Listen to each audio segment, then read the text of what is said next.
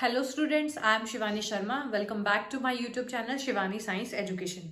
तो आज हम डिस्कस करने जा रहे हैं काइनेटिक एनर्जी को, जो कि एक बहुत इंपॉर्टेंट टॉपिक है आपके एग्जाम पॉइंट ऑफ व्यू से भी। तो let's start with the kinetic energy. तो काइनेटिक एनर्जी क्या होता है, अभी हमने पिछली वीडियो में डिस्कस किया था कि कोई भी ऑब्जेक्ट, हर एक ऑब्जेक्ट के पास एनर्जी होती है, चाहे वो मोशन में है या फिर वो रेस्ट में है। यानी कि जो एनर्जी है वो हमेशा ऑब्जेक्ट के पास रहेगी। लेकिन आज हम बात करेंगे जब ऑब्जेक्ट्स मोशन में होते हैं तो तब उनके पास कौन सी एनर्जी होती है। इससे लास्ट वाली वीडियो में हमने डिस्कस किया था डिफरेंट फॉर्म्स ऑफ एनर्जी, जिसमें हमने पढ़ा था मैकेनिकल एनर्जी। तो मैकेनिकल एनर्जी में आपकी दो टाइप की एनर्जी आती हैं, काइनेटिक एंड पोटेंशियल। तो आज इस वीडियो में हम डिस्कस करेंगे अपनी काइनेटिक एनर्जी को। तो काइनेटिक एनर्जी क्या होता है, जब भी कोई भी ऑब्जेक्ट मोशन में होता है, कोई भी ऑब्जेक्ट मूव कर रहा है, तो उस टाइम पे उसके पास जो एनर्जी होती है उसे हम क्या कहते हैं, काइनेटिक एनर्जी। यानी कि मोशन की वजह से जो काइनेटिक एनर्जी बॉडी के अंदर होती है, उस एनर्जी को बोला जाता है काइनेटिक एनर्जी। यानी कि काइनेटिक एनर्जी क्या हुई, the energy possessed bye an object. किसी ऑब्जेक्ट के अंदर एनर्जी होती है ड्यू टू इट्स मोशन, किसकी वजह से, उसकी मोशन की वजह से, यानी कि उसकी मूवमेंट की वजह से। जब कोई ऑब्जेक्ट मूव कर रहा है और उसके मूव करने की वजह से जो उसके अंदर एनर्जी है, उस एनर्जी को हमने क्या नाम दिया है, काइनेटिक एनर्जी का। तो काइनेटिक एनर्जी जो है वो आपकी मोशन की वजह से होती है। यानी कि कोई भी ऑब्जेक्ट मूव कर रहा है, मूवमेंट है, बॉडी जो है एक जगह से दूसरी जगह डिस्प्लेस हो रही है, तो वो कौन सी एनर्जी उसके अंदर होती है उस टाइम पे, काइनेटिक एनर्जी। तो kinetic energy is the energy that is possessed by the object because of its motion. यानी कि उसकी मोशन की वजह से, उसके मूवमेंट की वजह से जो एनर्जी है उसको हम क्या कहते हैं, काइनेटिक एनर्जी।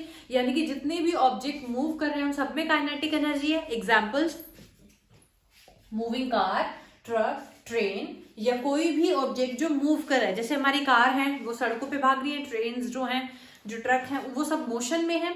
कोई भी फ्लाइंग ऑब्जेक्ट है, यानी कि कोई पक्षी उड़ रहा है, वो भी मोशन में है, तो उसके पास मोशन काइनेटिक एनर्जी है। आपका लिक्विड जो है, वाटर जो है, फ्लो कर रहा है, वो भी मोशन में है, तो उस टाइम पे उसके पास भी काइनेटिक एनर्जी है। तो any object which is in motion, कि कोई भी ऑब्जेक्ट जो मोशन में है, मूवमेंट है, जिसमें डिस्प्लेसमेंट है, वहां पर क्या है, आपकी काइनेटिक एनर्जी। तो जो काइनेटिक एनर्जी है वो किसकी वजह से होती है, मोशन की वजह से। तो अब हर एक ऑब्जेक्ट जो है आपका मूव कर रहा है, कहीं ना कहीं डिस्प्लेसमेंट, मैं हूं, अब मैं मूव कर रही हूं तो मुझ में काइनेटिक एनर्जी है। कोई और ऑब्जेक्ट है जो मूव कर रहा है, उसमें भी काइनेटिक एनर्जी है। लेकिन वो काइनेटिक एनर्जी है कितनी, उसका फॉर्मूला क्या है, कैसे हम उसको निकालेंगे, उसके लिए हमने पढ़ना है काइनेटिक एनर्जी का मैथमेटिकल एक्सप्रेशन। इसको समझते हैं हम पहले एक एग्जाम्पल से। सपोज मान लेते हैं कि मेरे पास कोई एक ऑब्जेक्ट है, सपोज कोई बॉल ही है। ये बॉल है जिसको मैंने ए पोजीशन पे रखा हुआ है, यानी कि यहां पर रखा हुआ है, ये मैंने ए पोजीशन मानी है। यहाँ पर ये बॉल है जिसका मास क्या है, एम। तो अभी आपकी बॉल जो है वो रेस्ट में है, यानी कि वो मूव नहीं कर रही, यानी कि उसकी इनिशियल वेलोसिटी यानी कि यू क्या है, आपकी जीरो। क्या है कि मेरे पास एक बॉल है, उस बॉल को मैंने अभी ए पोजीशन के ऊपर रखा हुआ है, उस बॉल का मास एम है, इस बॉल में अभी कोई मूवमेंट नहीं है, रेस्ट पे है, यानी कि उसकी इनिशियल वेलोसिटी क्या है, जीरो। अब मैंने क्या किया, इस बॉल के ऊपर किक लगाई, यानी कि लात मारी, यानी कि इसको फोर्स लगाया। किक करने का मतलब क्या कि मैंने इस बॉल के ऊपर क्या किया, फोर्स अप्लाई किया है। फोर्स अप्लाई करने से क्या हुआ, इस बॉल में डिस्प्लेसमेंट हुआ। डिस्प्लेसमेंट मतलब इसने अपनी पोजीशन को चेंज किया, इस डायरेक्शन में मैंने इसके ऊपर फोर्स लगाया और उसी डायरेक्शन में इसने डिस्प्लेस होना शुरू किया, और चलते चलते कहाँ आ गई, आगे आपकी पोजीशन बी पे आ गई। अब यहाँ पर इसकी वेलोसिटी कितनी थी, इनिशियल वेलोसिटी जीरो, क्योंकि यहाँ पर रेस्ट पे थी। मैंने इसके ऊपर फोर्स लगाया, फोर्स लगाने से क्या हुआ, इसने डिस्प्लेसमेंट शुरू की, यानी कि इसकी जो वेलोसिटी है वो बढ़ गई। वेलोसिटी जीरो से बढ़ के कितनी हो गई, वी, यानी कि फाइनली जो इसकी वेलोसिटी है वो कितनी है, वी। तो फाइनल वेलोसिटी क्या हो गई, वी। पहले पोजीशन ए पे थी, अब पोजीशन बी पे आ गई, यानी कि डिस्प्लेसमेंट हुआ। डिस्प्लेसमेंट किस वजह से हुआ, क्योंकि मैंने इस पे एफ फोर्स लगाया। और आपको बहुत अच्छे से याद होगा, लास्ट टू लास्ट वीडियो में हमने पढ़ा था कि जब भी कभी किसी ऑब्जेक्ट के ऊपर फोर्स लगता है और उस ही डायरेक्शन में आपकी डिस्प्लेसमेंट होती है जिस डायरेक्शन में हमने फोर्स लगाया, तो मतलब वहां पर क्या हुआ है, वर्क डन हुआ है, यानी कि कुछ ना कुछ काम हुआ है। क्योंकि वर्क की भी यही डेफिनेशन थी कि जब किसी ऑब्जेक्ट के ऊपर फोर्स लगेगा और वो फोर्स उसी डायरेक्शन में लगेगा जिस डायरेक्शन में उसकी डिस्प्लेसमेंट हुई, यानी कि फोर्स की ही डायरेक्शन में अगर डिस्प्लेसमेंट होगी तभी हम कहेंगे कि वर्क डन हुआ है। तो अब यहाँ भी वही सेम सिचुएशन है, ये कोई ऑब्जेक्ट है, अभी रेस्ट पे था, इनिशियल वेलोसिटी 0 थी, m मास है, पोजीशन A पे है। जैसे ही फोर्स लगाया, मैंने फोर्स लगाया राइट डायरेक्शन में, बॉल ने मूव किया राइट डायरेक्शन में, यानी कि उसी डायरेक्शन में डायरेक्ट डिस्प्लेसमेंट हुआ है। तो यहाँ पर क्या हुआ, पोजीशन B पे आ गई, पोजीशन B पे आ गई यानी कि वर्क डन हुआ है। और वर्क डन हुआ है, लास्ट वीडियो में हमने डिस्कस किया था कि हमारा जो वर्क है वही एनर्जी होती है, यानी कि वर्क हमने पढ़ा भी था कि एनर्जी और वर्क की सेम यूनिट्स होती हैं, दोनों स्केलर क्वांटिटीज हैं। तो यानी कि आपके वर्क को ही हम एनर्जी कह सकते हैं, यहाँ पर भी वर्क हुआ यानी कि वही एनर्जी है। तो बाय डेफिनेशन क्या बात बनती है कि जो काइनेटिक एनर्जी है किसी ऑब्जेक्ट की, काइनेटिक एनर्जी भी तो एक एनर्जी है ना, एक एनर्जी का ही फॉर्म है।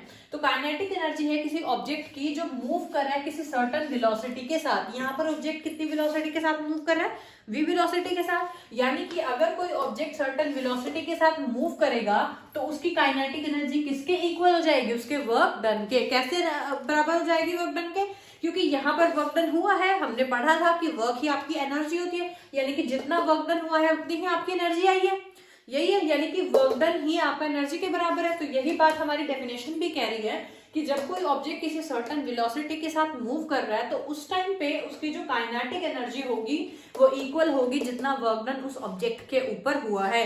यानी कि आपकी काइनेटिक एनर्जी आपके वर्क डन के ऊपर होगी, वर्क डन के इक्वल होगी। अगर हम वर्क डन निकाल लें तो हम क्या देखें कि यही हमारी काइनेटिक एनर्जी है। तो हमने बेसिकली क्या करना है, वर्क डन फाइंड आउट करना है, वर्क डन निकालना है, क्योंकि जितना वर्क डन होगा उतनी ही हमारी क्या होगी, काइनेटिक एनर्जी। तो हमें पता है वर्क डन क्या होता है, फोर्स इनटू डिस्प्लेसमेंट। अब जिसने पिछली वीडियोस नहीं देखी है तो प्लीज आप एक बार वो वीडियो जरूर देख लीजिए, क्योंकि जब तक आपको वर्क डन का नहीं पता चल पाएगा आप काइनेटिक एनर्जी को नहीं पढ़ पाओगे। ये पहले हम डिराइव कर चुके हैं कि work done force into displacement कैसे होता है, तो please go and watch that videos. So work done का फॉर्मूला हमारे पास क्या है, वर्क डन किसके बराबर होता है, फोर्स इनटू डिस्प्लेसमेंट, यानी कि कितना फोर्स मैंने लगाया और कितनी डिस्प्लेसमेंट। डिस्प्लेसमेंट क्या होता है, पहले बॉडी किस पोजीशन पे थी, अब बॉडी किस पोजीशन पे आई है, दोनों के बीच की जो डिस्टेंस है उसे हम क्या कहते हैं, डिस्प्लेसमेंट किस डायरेक्शन में हुई है। तो यहाँ पर डिस्प्लेसमेंट क्या है, एस, फोर्स कितना लगा है, एफ। तो वर्क डन भी क्या हो जाएगा, फोर्स इनटू डिस्प्लेसमेंट। अब आपको पता है न्यूटन का सेकंड लॉ क्या कहता है कि फोर्स क्या होता है, मास इनटू एक्सेलरेशन। ये बात हम बहुत पहले पढ़ चुके थे कि फोर्स किसके बराबर होता है, मास इनटू एक्सेलरेशन के प्रोडक्ट के। So let this equation be 1 and this equation be 2। तो ये आपकी क्या है, इक्वेशन नंबर 2। क्यों, क्योंकि वर्क डन का फॉर्मूला है फोर्स इनटू डिस्प्लेसमेंट। मेरे को फोर्स की भी वैल्यू चाहिए, मेरे को डिस्प्लेसमेंट की भी वैल्यू चाहिए।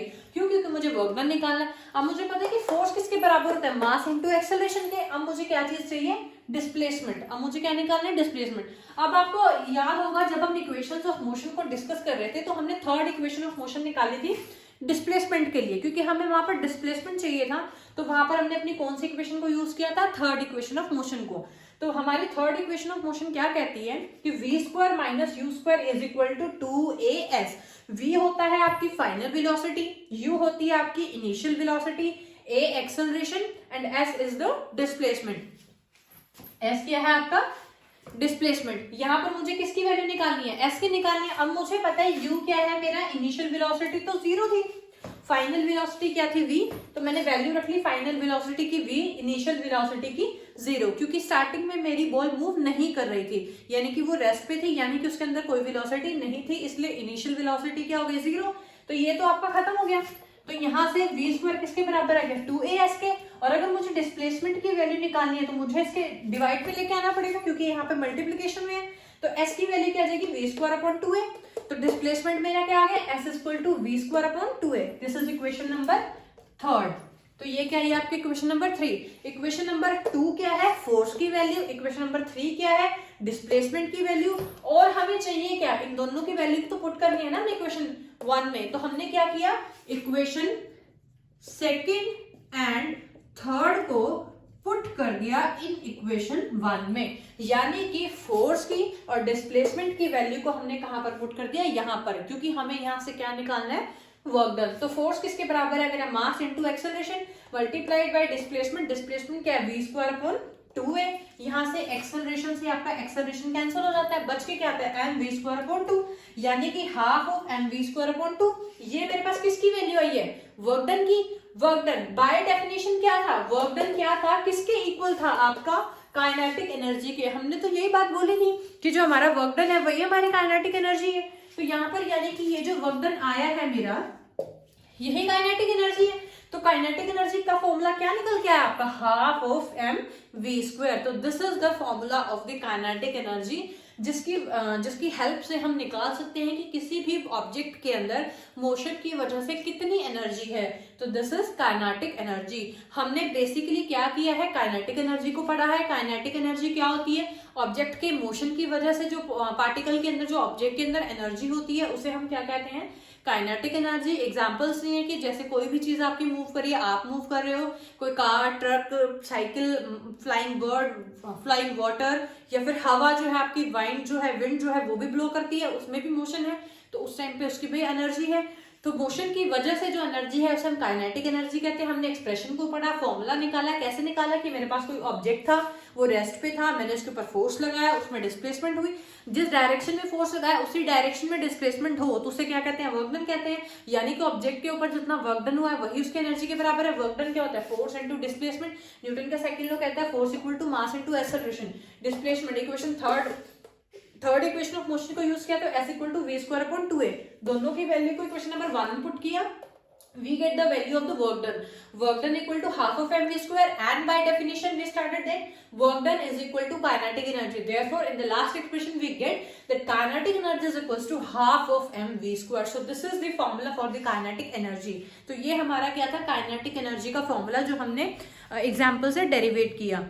इसके बाद हमने एक और पॉइंट, इंपॉर्टेंट से पॉइंट को डिस्कस करना है, क्या कि काइनेटिक एनर्जी का मास एंड वेलोसिटी से क्या रिलेशन है। वैसे तो साफ ही दिख रहा है कि जो आपकी काइनेटिक एनर्जी है, काइनेटिक एनर्जी जो है वो half of M we square है। कैसे कि जो आपकी काइनेटिक एनर्जी है वो डायरेक्टली प्रोपोर्शनल है मास के और डायरेक्टली प्रोपोर्शनल है वेलोसिटी के स्क्वायर के।